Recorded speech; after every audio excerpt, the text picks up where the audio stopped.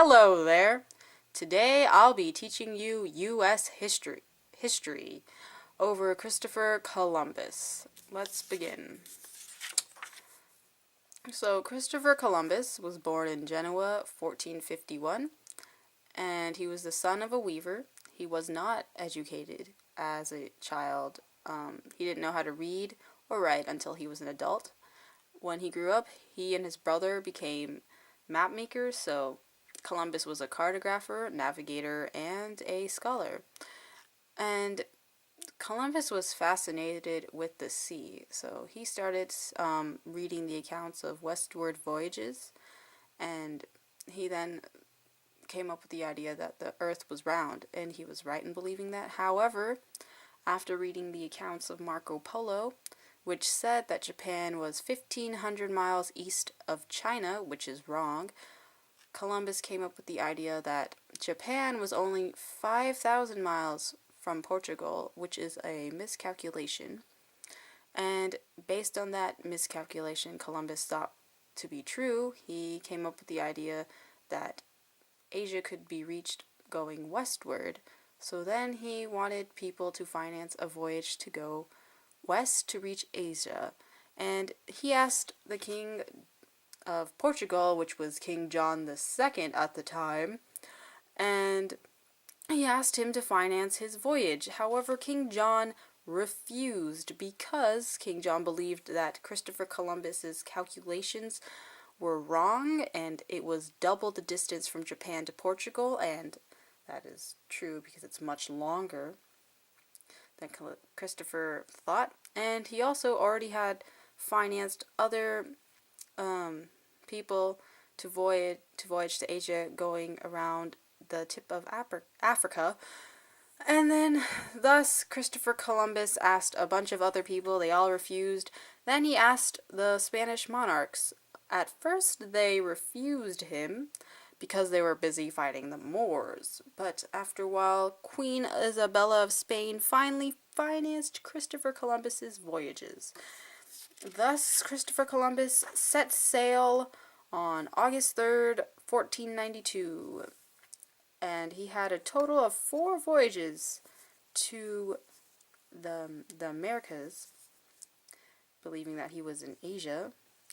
In his first voyage, he took 3 ships, the Nina, Pinta, and Santa Maria, and the Santa Maria was his own ship.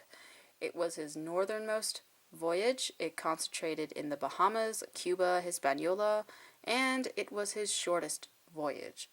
His second voyage was concentrated in Cuba, Jamaica, and Hispaniola, and it was his longest voyage.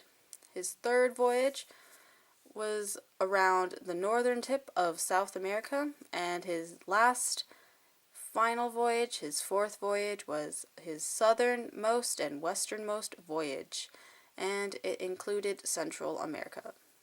Okay, so throughout all his voyages, Christopher Columbus did discover some spices and gold, but he noticed that these indigenous people didn't have steel, iron, or metals, or any weaponry, and they weren't really civilized in his mind. And Christopher Columbus called these people Indians because he believed he was in Asia, and at the time Europeans called Asia called Asia the Indies. So Christopher Columbus called these indigenous people Indians, which they weren't. They were Native Americans to America. Thus, Christopher Columbus failed in his voyage to reach Asia going west. So what are the basics you need to know over Christopher Columbus? So let's begin. So you need to know that Christopher Columbus hoped to find a new trade route to Asia, but he failed. And Christopher Columbus set the pattern for future Spanish explorers and conquistadors to explore the Americas. Oh, I didn't write that down here. Oh, you should write that down. And Christopher Columbus was ethnocentric towards the Native Americans, meaning he believed he was superior to the Native Americans. and that he was better than them, and that they were uncivilized and beneath him. Thus, he didn't want to learn about their culture, he didn't respect them, or didn't want to learn anything about their language. So Christopher Columbus believed he had to Christianize, exploit labor, and teach the natives Spanish. That's all for this video. I hope you learned about Christopher Columbus.